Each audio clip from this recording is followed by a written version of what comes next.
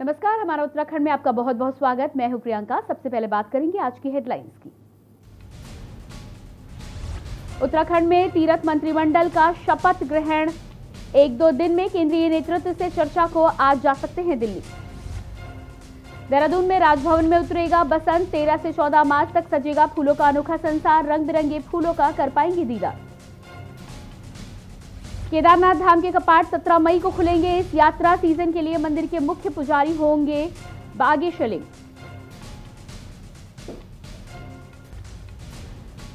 देहरादून में 60,000 biofuel plant लगाएगा IIP. 5 से 7% कम हो सकता है तेल का आयात।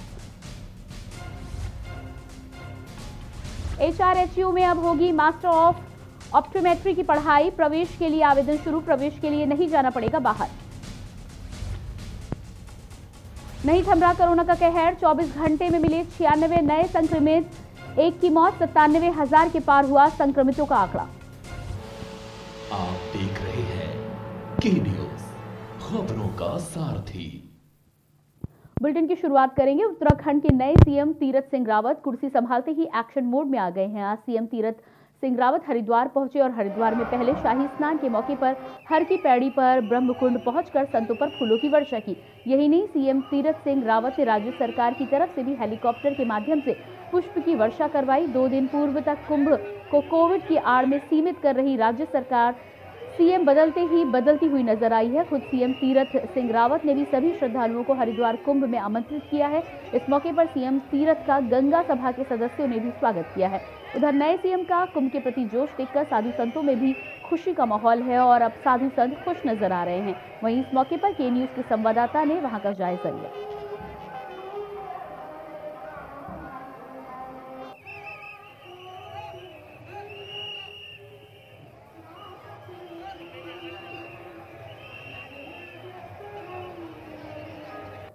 हरिद्वार महाकुंभ में आज पहला शाही स्नान महाशिवरात्रि के पर्व पर था, जहां अखाड़ों ने एक के बाद एक कर यहां शाही स्नान किया।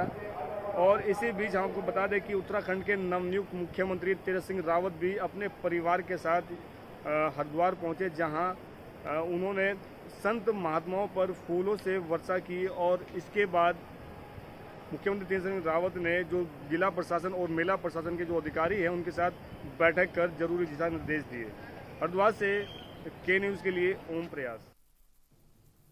और अगली खबर दिल्ली से है, जहां उत्तराखंड के नए सीएम बनने के बाद कांग्रेस ने बीजेपी पर तंज कसा है। चुनाव से पहले बीजेपी ने जनता को बेवकूफ बनाया है। इसी का जवाब उत्तराखंड से बीजेपी प्रभारी दुष्यंत कुमार गौतम ने के न्यूज से बातचीत में दिया।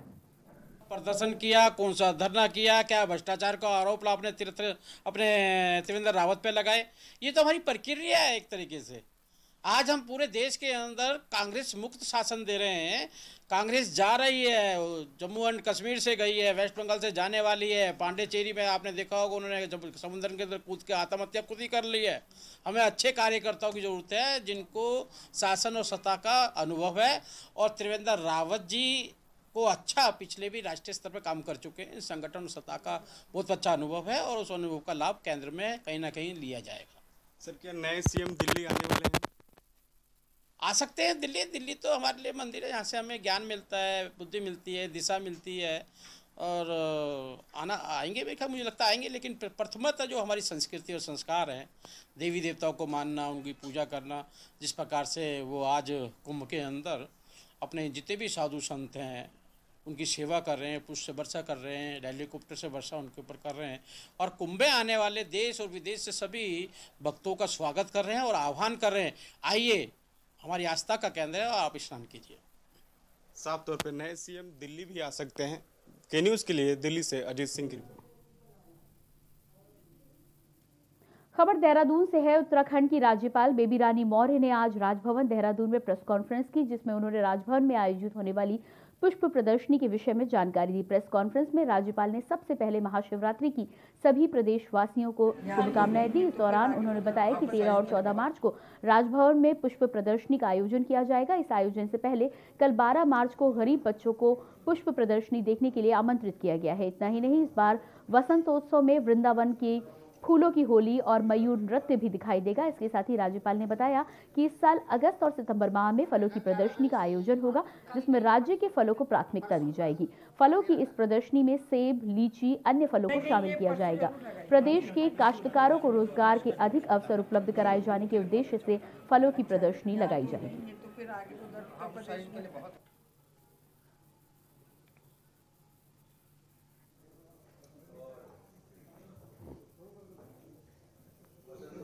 13 और 14 मार्च को राजभवन में फ्लावर शो बसंत उत्सव का आयोजन करने जा रहे हैं।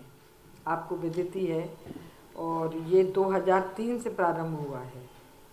पुष्प प्रदर्शनी के रूप में शुरू हुआ ये आयोजन दिन ब दिन लोकप्रिय होकर अब एक बड़े सांस्कृतिक एवं आर्थिक महोत्सव के रूप में हो चुका है।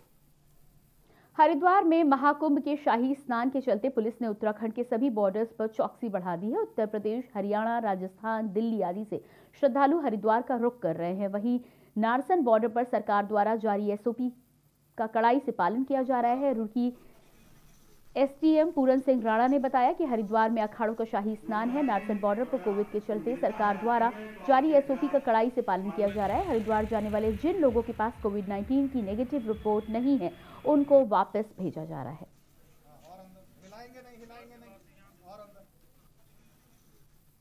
दोनों ही पर्व हैं, तो महाशिवरात्रि का पर्व है और दूसरा शाही स्नान भी है आज।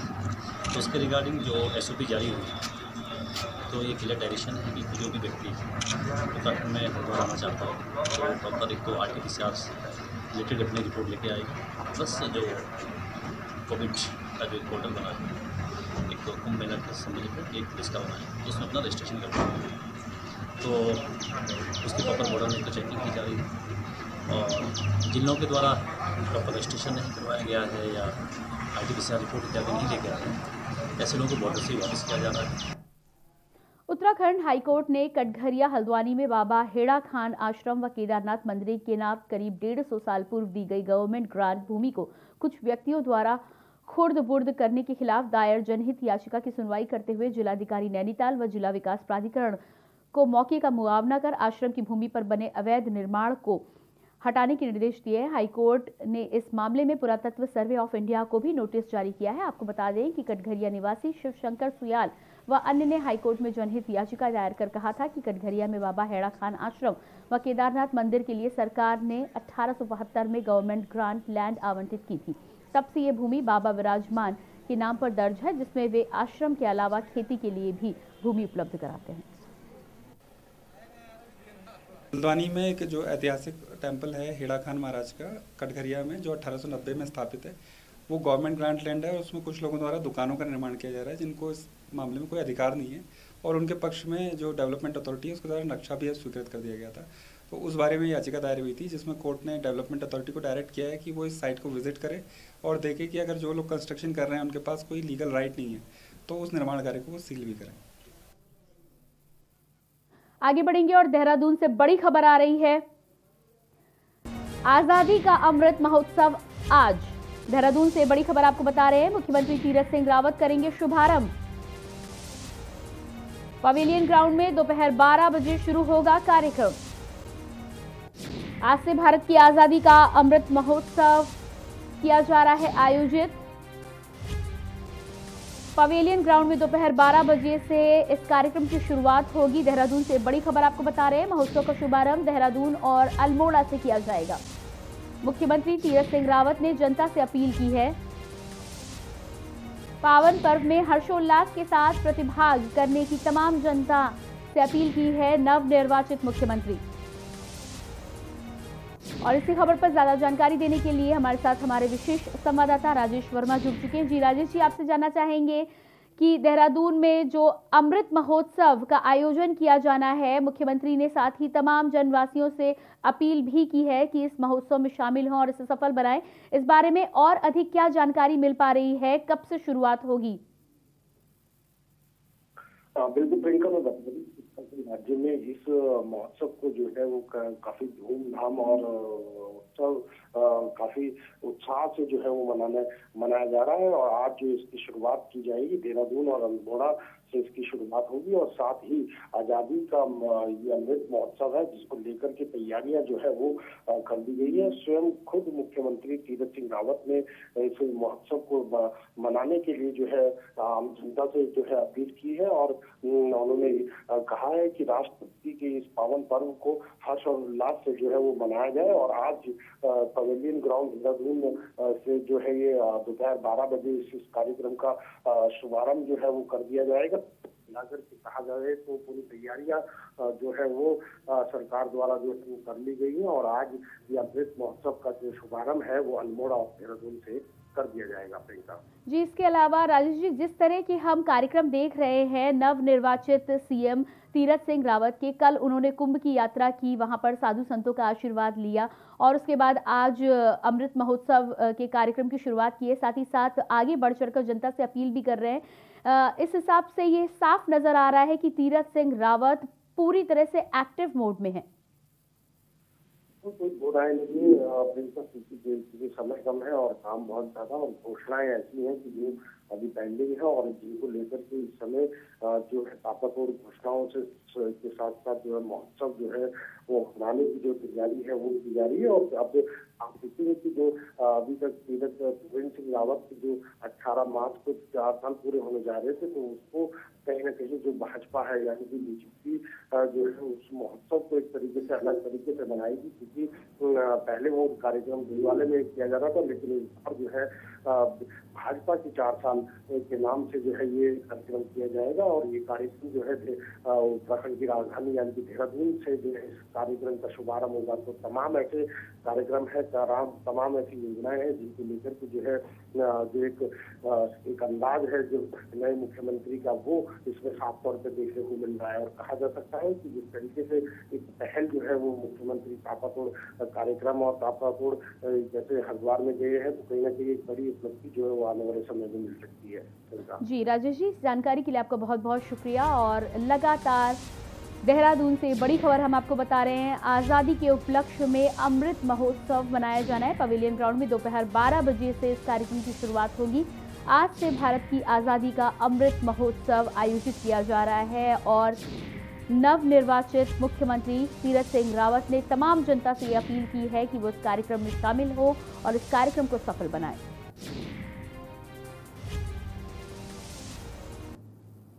और इसके बाद बात करेंगे अगली खबर की। खबर सितारगंज से है, जहां बाराकोली रंजके जंगल में स्थित भगवान शिव का ऐतिहासिक झारखंडेश्वर मंदिर श्रद्धालुओं की आस्था व उपासना का केंद्र बना रहा। भगवान शिव के 300 वर्ष से अधिक पुराने इस पौराणिक मंदिर में कई धार्मिक व ऐतिहासिक किस्से जुड़े हुए हैं।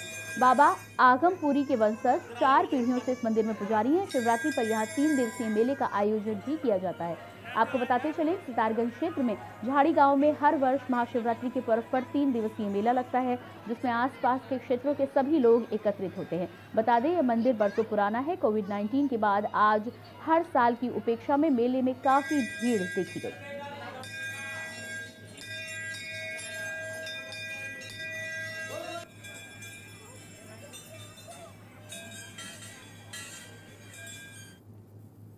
लालकुआ सहित आसपास के क्षेत्रों में महाशिवरात्रि का पर्व पूरी श्रद्धा के साथ मनाया गया। आज सुबह से ही मंदिरों में शिव भक्तों का तांता लगा रहा। महाशिवरात्रि के पावन पर्व पर श्री बिंदेश्वर महादेव मंदिर, श्री हंस प्रेम योग आश्रम बिंदुखत्ता में कथा प्रवचन आदि किया गया जिसमें भारी संख्या में श्रद्धालु नजर आए। वहीं इस मौके पर श्री हंस प्रेम योग आश्रम के प्रबंधक महात्मा सत्यबोधानंद महाराज ने कहा कि महाशिवरात्रि का पावन पर्व धूमधाम से मनाया जा रहा है। उन्होंने बताया कि ऐसी मान्यता है कि बिंदेश्वर महादेव मंदिर में आने वाले सभी भक्तगणों की मनोकामनाएं पूर्ण होती हैं।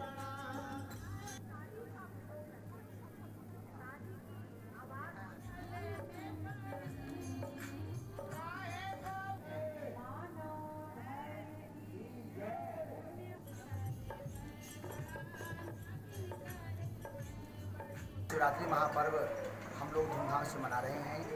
हमारे भारतीय संस्कृति का अर्वाचीन पर्व है और यहाँ श्री हंस प्रेम योग आश्रम बिंदुखत्ता में हमारे ब्रह्मलीन महात्मा श्री परमानंद जी का त्याग की स्थली है।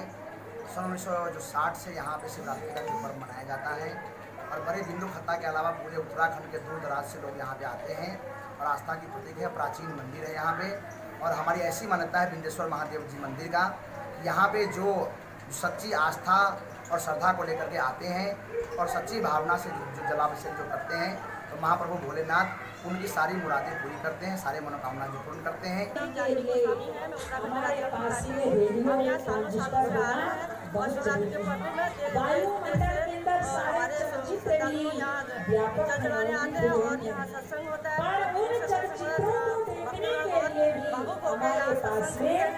और हम लोग बढ़ चढ़ के इसमें भाग लेते हैं। पहले दिन हमारी कलश यात्रा निकलती है, दूसरे दिन सुबह से ही 4 बजे से दूसरे भगवान भोलेनाथ जी का, उसके बाद सत्संग होता है, उसके बाद भोजन भंडारा होता है हम लोगों का। और खबरों का सिलसिला जारी रहेगा, लेकिन उससे पहले रुकेंगे एक छोटे से ब्रेक के लिए।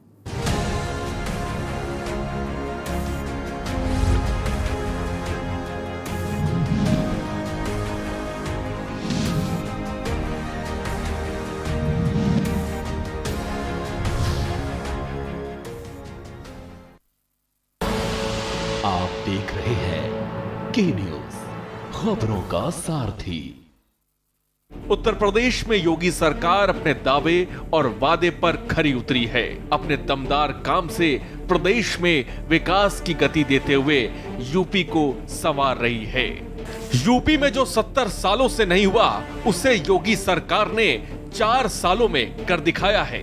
राजकीय विद्यालयों में आधुनिक तकनीक के माध्यम से शिक्षा, प्रतियोगी छात्रों को कोचिंग की सुविधा के लिए मुख्यमंत्री अभ्युदय योजना। बीते 70 सालों में सबसे अधिक विकास योगी सरकार में हुआ है। आगामी 50 सालों के लिए हेल्थ इंफ्रास्ट्रक्चर का आधार तैयार किया। 15 लाख से अधिक लोगों का कोरोना वैक्सीनेशन। आयुष्मान योजना में 1.18 करोड़ परिवारों को 5 लाख का कवर दिया।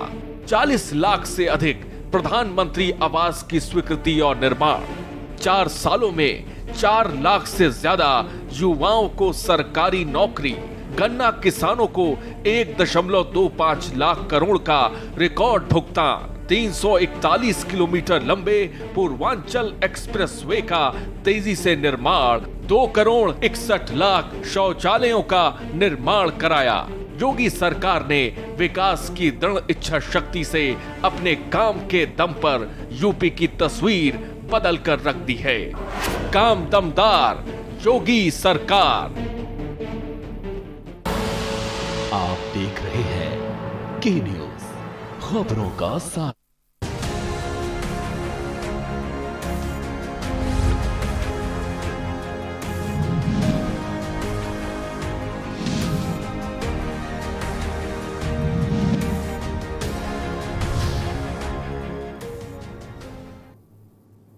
ब्रेक के बाद स्वागत है। बात करेंगे अगली खबर की। महाशिवरात्रि के मौके पर तपेश्वर महादेव मंदिर, बैरीनाथ, पुंगेश्वर, कोटेश्वर, पाताल भुवनेश्वर, थल के बालेश्वर मंदिर में सुबह से भक्तों की भारी भीड़ लगी रही और महिलाओं के द्वारा जल अभिषेक, शिव पूजन और पूजा अर्चना की गई। लंबी लंबी कतारों में खड़े होकर भक्तों ने पूजा की। वहीं मंदिरों में भारी भीड़ को देखते हुए पुलिस भी मौजूद रही। पाताल भुवनेश्वर और पुंगेश्वर महादेव मंदिर परिसर में मेला लगा। मेले में भारी भीड़ देखने को मिली। मेले में जमकर लोगों ने खरीदारी भी की।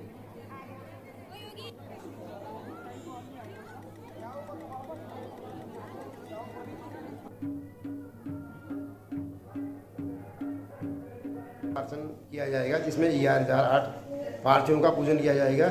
उसके बाद 4 पहर रुद्राभिषेक किया जाएगा। कल प्रातः जो है इसमें रुद्राभिषेक संपन्न होने के बाद इसमें हवन यज्ञ किया जाएगा। और आज दिन भर यहाँ पर सुबह से 4 बजे से पूजा, शिवार्चन और जलाभिषेक निरंतर पूजा की जा रही है। महाशिवरात्रि के पावन पर्व पर नैनीताल के नैना देवी मंदिर बम भोले के जयकारों से गूंज उठा। नैनीताल के आसपास से दूर दराज के शिव भक्तों ने नैना देवी मंदिर में महादेव मंदिर पर जलाभिषेक कर पूजा अर्चना की। स्थानीय व आसपास के क्षेत्रों से हजारों की संख्या में शिव भक्त नैना देवी मंदिर पहुंचे। दिन भर महादेव का जल अभिषेक और पूजन अर्चन करने वाले शिव भक्तों का तांता लगा रहा। कहते हैं कि भक्ति में शक्ति होती है, इसीलिए कोरोना काल के बावजूद भी महाशिवरात्रि के अवसर पर शिव भक्तों ने मंदिरों में पहुंचकर जल अभिषेक किया। नैनीताल में मां नैना देवी के इस प्राचीनतम मंदिर पर भक्तों की अटूट आस्था है।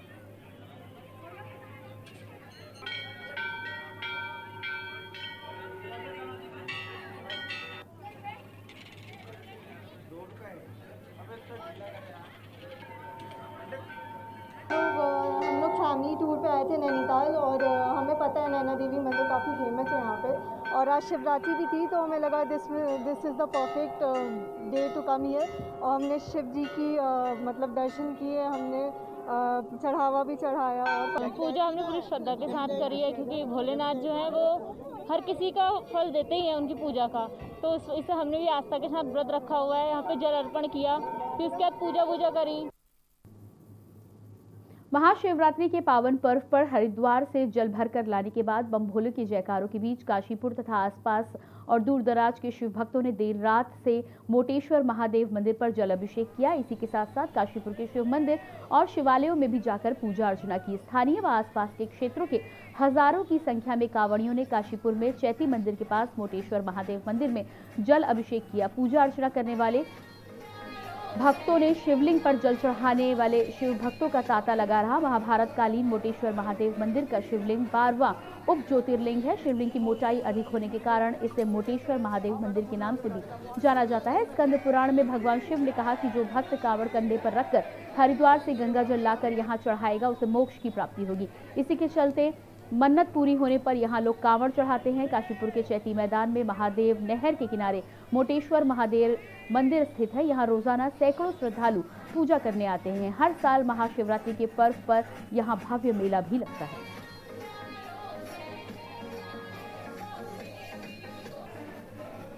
श्री श्याम सदा शिवाय नमः। फाल्गुन मास की कृष्ण पक्ष की त्रयोदशी जब जा रही हो और चतुर्दशी आ रही हो, वो रात्रि शिवरात्रि कहलाती है।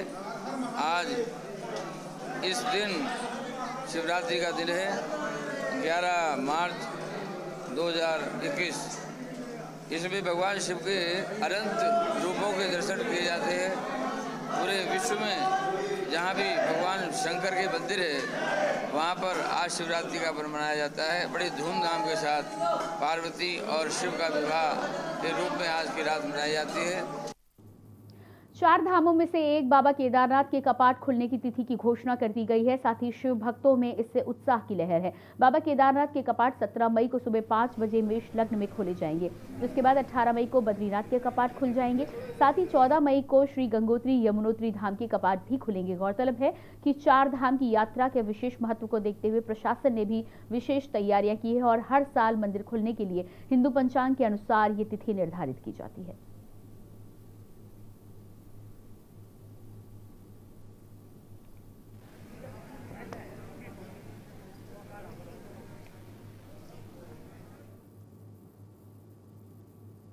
शिवरात्रि के महापर्व पर बाबा केदार शीतकालीन गद्दी स्थल ओंकारेश्वर मंदिर ऊखी मठ में बाबा केदार के कपाट खुलने की तिथि निकाली गई। 17 मई को सुबह 5 बजे बाबा केदार के कपाट आम भक्तों के लिए खोले जाएंगे। शिवरात्रि के महापर्व पर आज बाबा केदार के शीतकालीन गद्दी स्थल ओंकारेश्वर मंदिर ऊखी मठ में केदारनाथ के कपाट खोलने की तिथि पंचांग पूजन के तहत पुजारियों की ओर से तय की गई है। इस बार केदारनाथ के कपाट 17 मई को 5 बजे खुलेंगे। 14 मई को बाबा केदार की पंचमुखी चल विग्रह उत्सव टोली अपने शीतकालीन गद्दी स्थल ओंकारेश्वर मंदिर ऊखी मठ से केदारनाथ के लिए प्रस्थान करेगी। 16 मई को बाबा केदारनाथ की डोली केदारनाथ पहुंचेगी और 17 मई को 5 बजे कपाट आम भक्तों के लिए खोल दिए जाएंगे।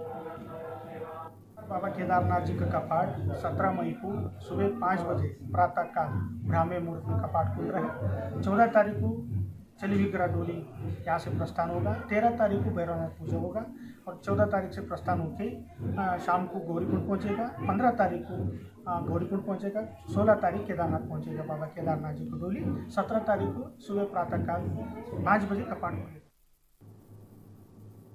रुड़की की सिविल लाइन कोतवाली क्षेत्र के ढंढोरा स्थित न्यू भारत कॉलोनी में एक खाली प्लॉट में युवक का शव मिलने से क्षेत्र में हड़कंप मच गया। शव को देखकर लगता है कि किसी ने उसके सिर पर बेरहमी से पत्थर मारकर उसकी हत्या की है। वहीं सूचना पर पहुंची पुलिस ने शव का पंचनामा कर शव को पोस्टमार्टम के लिए रुड़की के सिविल अस्पताल भेज दिया है और पुलिस जांच में जुट गई है।